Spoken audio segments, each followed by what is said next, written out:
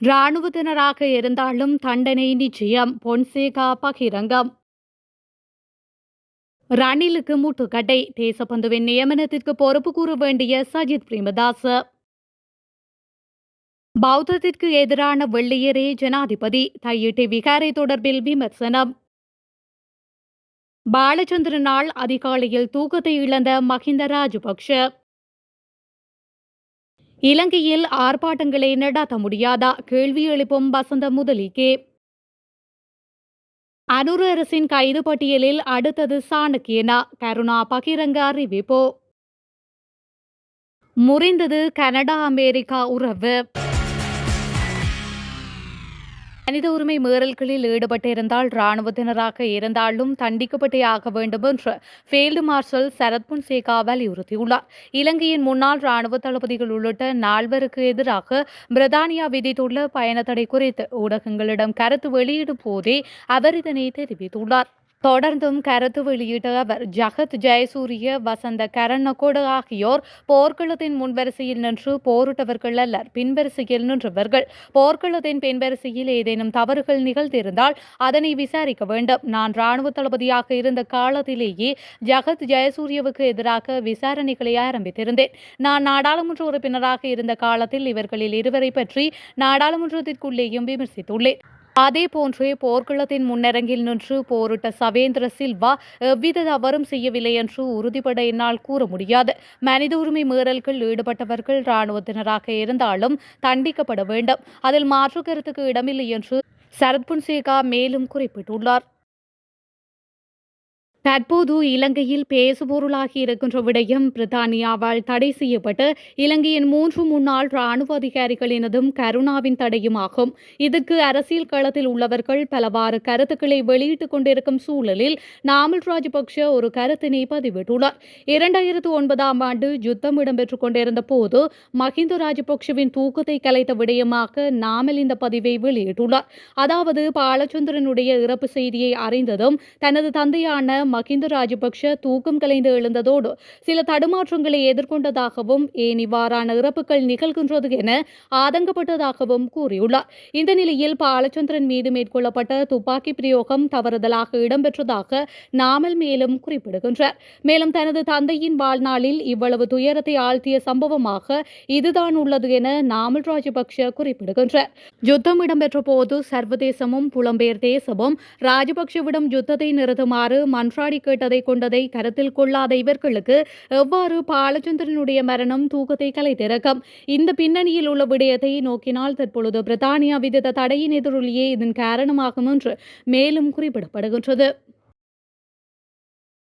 பௌத்தத்துக்கு எதிரான தம்புதேகம வெள்ளையரே ஜனாதிபதி அனுரகுமார திசாநாயக்க என முன்னாள் நாடாளுமன்ற உறுப்பினர் விமல் வீரவன்ச தெரிவித்துள்ளார். அவர் மேலும் குறிப்பிடுகையில், தேர்தல் நெருங்கும் போது விகாரிகளுக்கு சென்ற ஜனாதிபதி தன்னை ஒரு பௌத்த ஆதரவாளராக காட்டிக்கொண்டார். ஆனால் மறுபுறம் தையிட்டி விகாரையை சுற்றியிருந்த இராணுவத்தினரை உடனடியாக அங்கிருந்து அகற்றுவதற்கு நடவடிக்கை எடுத்தார். இலங்கையில் 1818 ஆண்டு பிரித்தானியாவுக்கு எதிராக பெரும் கலகம் ஏற்படுவதற்கு பிரதான காரணம் பௌத்த மதத்திற்கு முன்னுரிமை கொடுக்கப்படாமையாகும். இதை மறந்து விடாதீர்கள்.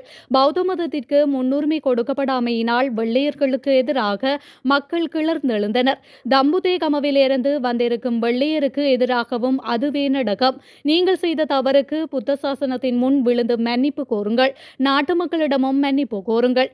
பௌத்தர்களின் புராண கால விகாரையான தையிட்டி விகாரை மீது கை வைக்க நினைக்க வேண்டாம். தையிட்டி திஸ்ஸ விகாரை மீது கை வைப்பதற்கு ஜனாதிபதி உட்பட யாருக்கும் உரிமை இல்லை என்று அவர் மேலும் தெரிவித்துள்ளார். சிறந்தோர் அரசாங்கத்தை முன்னெடுப்பதற்கு ஊழல்வாதிகளை தண்டிக்க வேண்டும் என்றும் அதில் சாணக்கியனும் கைது செய்யப்பட வேண்டும் என்றும் முன்னாள் பிரதியமைச்சர் விநாயகமூர்த்தி முரளிதரன் தெரிவித்துள்ளார்.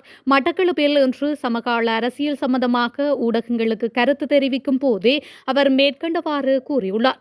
இது தொடர்பில் அவர் மேலும் தெரிவிக்கையில், இடம்பெறவுள்ள உள்ளூராட்சி தேர்தலில் ஸ்ரீலங்கா முஸ்லிம் காங்கிரஸ் கட்சிக்கும் தமிழரசு கட்சிக்கும் இடையில் ஒரு ரகசிய ஒப்பந்தம் உள்ளது. அது இங்குள்ள நாடாளுமன்ற உறுப்பினர்கள் அவர்களுக்கு தெரியாது. எனவே கிழக்கு மாகாணத்தை விட்டுக் கொடுக்கின்ற விலை பேசுகின்ற விடயத்தில் பொதுமக்கள் இதனை புரிந்து கொள்ள வேண்டும். தற்பொழுது ஆட்சியில் உள்ள அரசாங்க கட்சியும் ஒரு ஆயுத குழுதான்.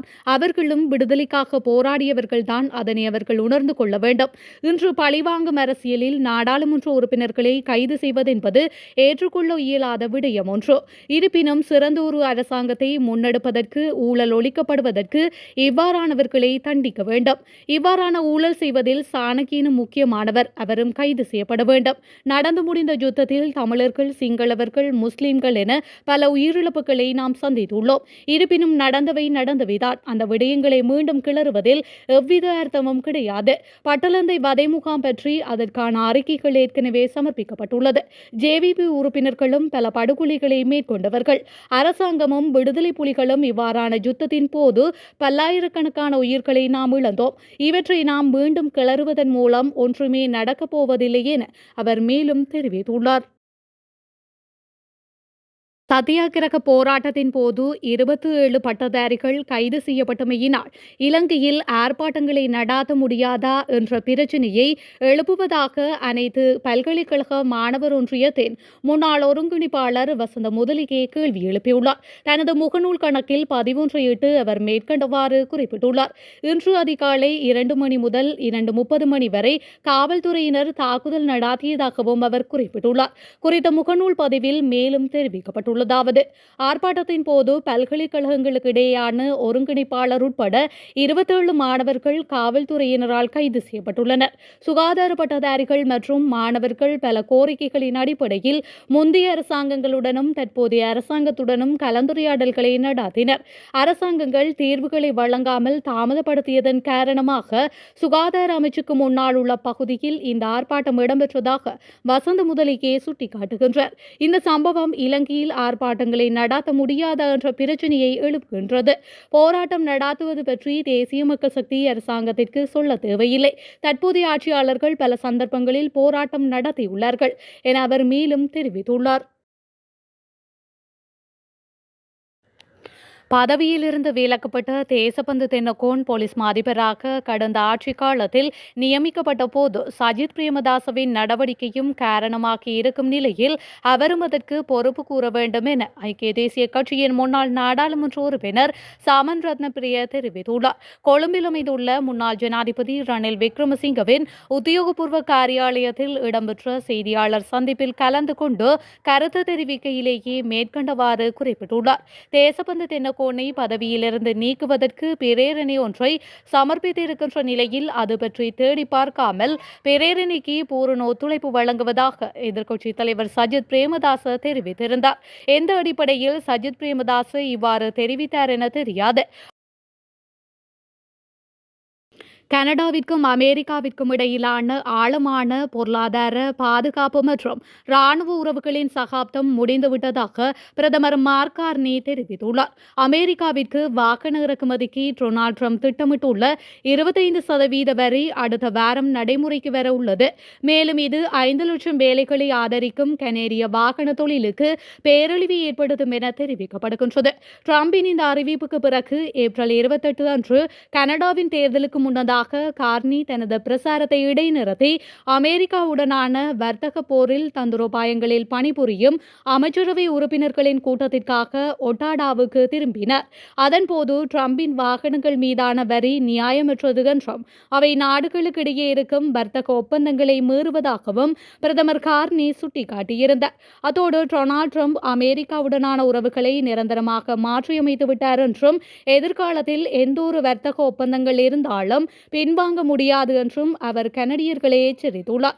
இதன்படி தங்கள் பொருளாதாரங்களின் ஆழமான ஒருங்கிணைப்பு மற்றும் வலுவான பாதுகாப்பு மற்றும் இராணுவ ஒத்துழைப்பை அடிப்படையாக கொண்ட அமெரிக்காவுடன் தாங்கள் கொண்டிருந்த பழைய உறவு முறிந்துவிட்டதாக கார்னி தொடர்ந்தும் கூறியுள்ளார்.